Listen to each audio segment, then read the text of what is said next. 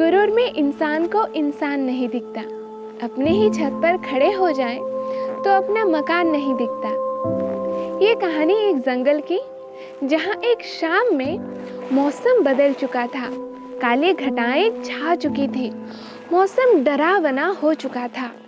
बिजलियां चमक रही थी और अचानक से एक बिजली गिरी और उस बिजली के गिरने की वजह से जंगल में आग लग गई। जानवर अपनी जान बचाने के लिए इधर से उधर भाग रहे थे। उन जानवरों में से एक सुनहरे बालों वाली हिरनी भी थी जो भाग रही थी। समस्या ये थी कि हिरनी प्रेग्नेंट थी, दर्द में थी और बच्चों को जन्म देने वाली थी। लेकिन उस वक्त उसके सामने सबसे बड़ी समस्या थी, पहले खुद की जान बचानी थी, उसके बाद नन्हे नन्हे बच्चों को इस दुनिया में लाना था।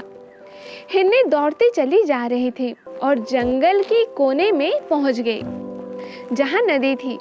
नदी किनारे पहुंच करके हिरनी ने गहरी सांस ली, थोड़ा सा पानी पिया और हिरनी अब अपने लिए एक सुरक्षित स्थान ढूंढने लगी जहां जाकर के बच्चों को जन्म दे सके। अचानक से उसे लगा कि उसका कोई पीछा कर रही है।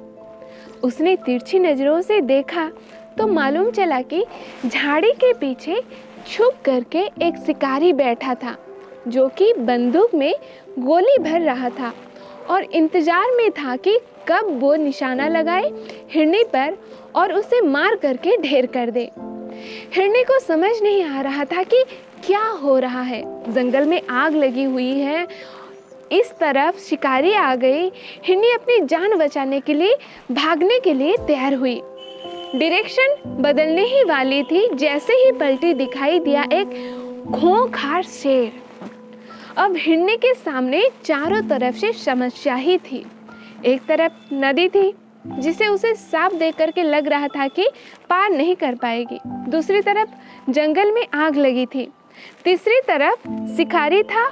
चौथी तरफ शेर आ चुका था। हिरनी के सामने संकट ही संकट था। कहीं से कोई मौका नहीं था कि अपनी जान बचा सके। हिरनी ने एक बार के लिए सोचा कि मरना तो है ही, तो क्यों ना शांत से मरा जाए। हिरनी अब की बार शिकारी की तरफ फेस करके खड़ी हो गई, आंखें बंद करके इंतजार में थी कि कब गोली चलेगी। इस सब के बीच में ऊपर वाले को धन्यवाद देने लगी इस जिंदगी के लिए। ऊपर वाले का शुक्रिया अदा करने लगा और बार बार कहने लगी कि मेरी जान बचा लीजिए, सब कुछ अब आपके हाथ में है। मेरे नन्हे नन्हे बच्चों को इस दुनिया में आने का मौका दीजिए, उन्हें दुनिया देखने का मौका दीजिए। वो कहते हैं ना, चमत्कार होता है। जंगल में आग लगी हुई थी। अचानक से एक चिंगारी उछली और जाकर के शिकारी की आंख में लगी। शिकारी ने जैसे गोली चलाई, गोली तो चली, लेकिन आंख में जब वो चिंगारी उछल करके लगी तो वो निशाना भटक गया और गोली हिरनी के जगह जा करके शेर को लगी। शेर घायल होकर के जमीन पर गिर गया। शिकारी की आंख में आग उछलकर पहुंची थी, चिंगारी उछल करके पहुंची थी। अपनी आंख बचाते हुए शिकारी वहां से भाग गया और शेर जमीन पर था। शिकारी भाग चुका था। अचानक से मौसम बदला, हल्की हल्की बूंदें आसमान से गिरने लगी, बारिश होने लगी। जंगल की आग धीरे धीरे बुझने लगी और हिरनी ने उस सुहावने मौसम में नन्हे नन्हे बच्चों को जन्म दे दिया।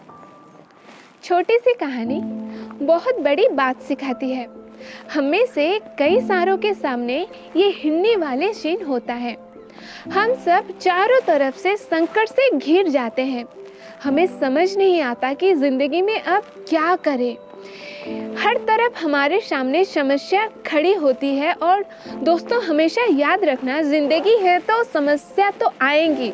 अमीर से अमीर आदमी को भी समस्या का सामना करना पड़ता है, बड़ी से बड़ी समस्याओं का सामना करना पड़ता है। लेकिन जब चारों तरफ से समस्या आ जाए तो क्या करें? जो हिरनी ने किया वही करें। आंखें बंद करके ऊपर वाले को याद करें, हे ईश्वर, मुझे शक्ति देना मेरी समस्याओं को खत्म करने की। अब सब कुछ आपके हवाले हैं।